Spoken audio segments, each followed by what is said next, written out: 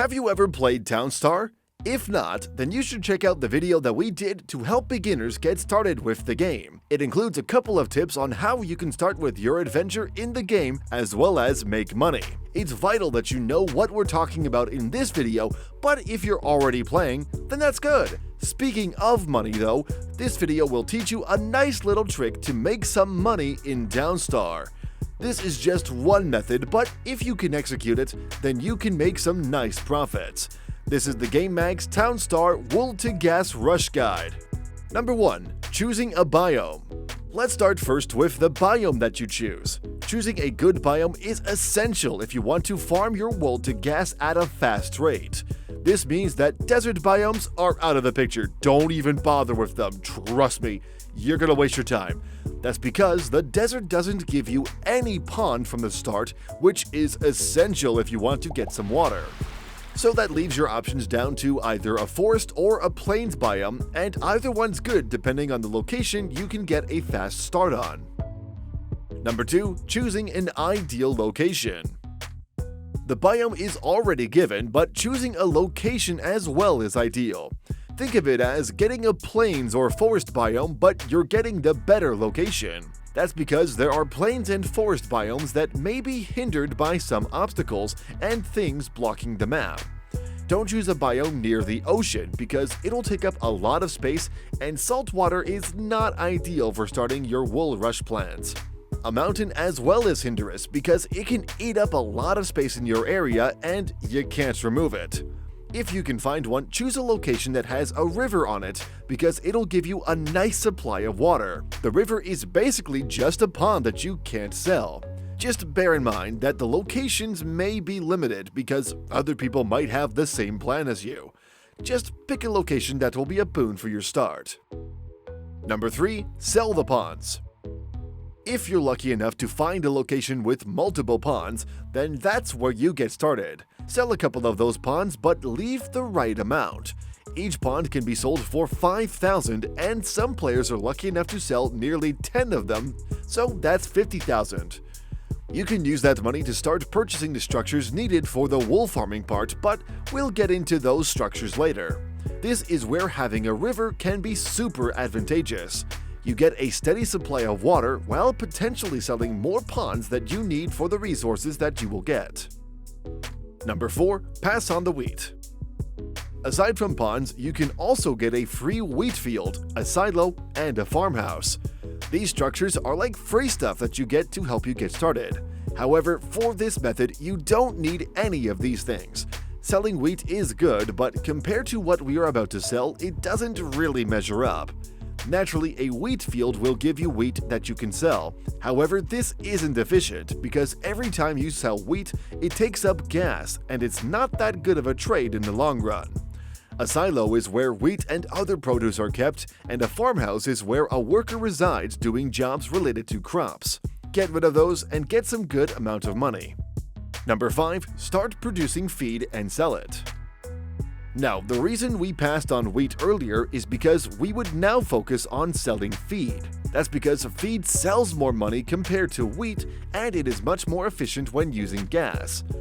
The other thing is that the feed can be used by the sheep that will produce the wool, which we will be selling anyway to rush to gas.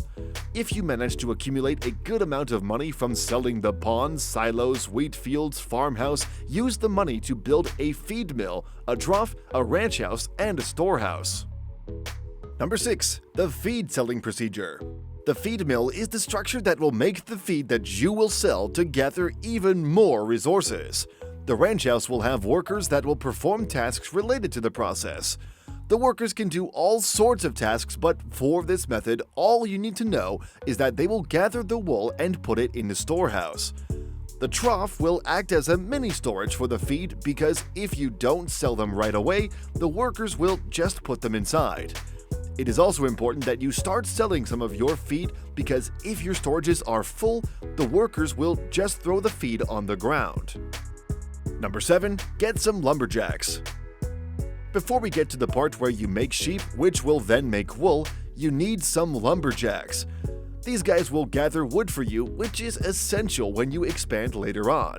Plus, you need wood when you make your structures. If you notice that you're running out of wood, have a lumberjack house built right away. Don't forget to have a lumber mill or lumber yard built as well to hold some excess wood that you can keep for later. You only just need one lumberjack house for the time being. No reason to spend on more than you need. Number 8. Time to make some wool. Now that you have a storehouse, a feed mill, a trough, a ranch house, and preferably a lumberjack house, it is time to get to the part where we make wool. Selling those feeds earlier should pay off by now because a sheep pen will cost $40,000. If you feel that you can double your structures before making a sheep pen, then that can be doable as well. Basically, have 2 feed mills and ranch houses to double your production. You can even double your troughs, but it isn't entirely necessary.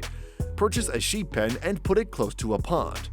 The reason is so that the sheep will get a supply of water and your workers won't have the need to give them water. That way, the workers can just focus on the wool that the sheep will make.